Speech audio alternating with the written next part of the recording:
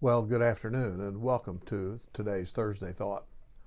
I think I've told you before that I like to sit out on our back patio when the weather allows and just watch nature along with the people who occasionally go by on the walking path in the park behind our house.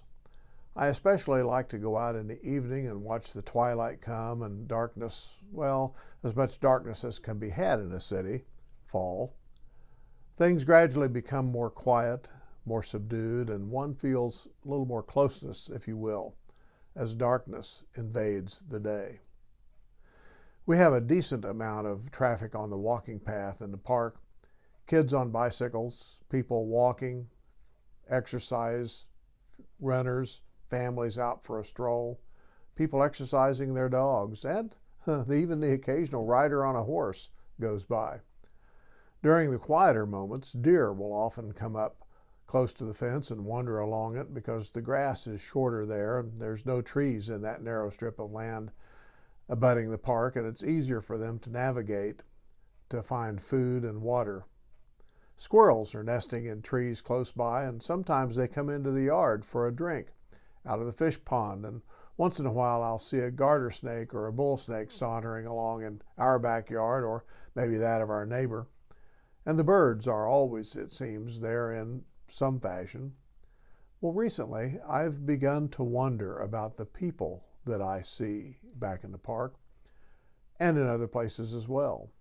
Now, I know many of the children, if they live to a normal age, will probably see the turn of the 22nd century.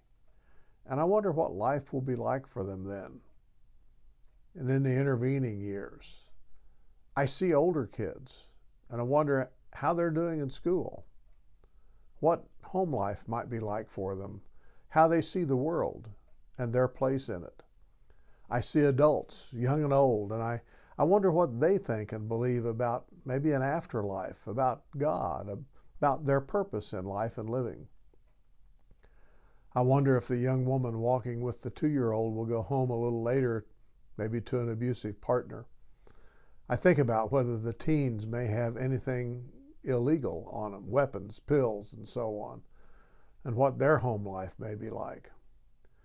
I have to also wonder how those young people are getting along socially and how well they are maturing into the kind of adults that the world really needs right now. Now, these are admittedly deep questions that I can't answer, and even if I stopped someone and asked, I probably wouldn't get an honest answer. But I know things can't be all roses and rainbows for these folks. I know it isn't for me, and it isn't that way for you either. And it's not that way for them. We all have issues, physical, emotional, relational, mental, that keep poking at us, reminding us that we're fallible and we're frail, not in control of our lives nearly as much as we might like to think. I was reminded of that just today when I read a Facebook post from one of my friends. She lives several states away. She used to live in Wichita, where we got acquainted, and for a time we worked together, but she moved a few years ago. Her post said that the next day she was going to go under the knife to have a new pacemaker implanted, as the old one was 11 years old and it was time for a new one. Well, this woman is at least 25 years younger than I am.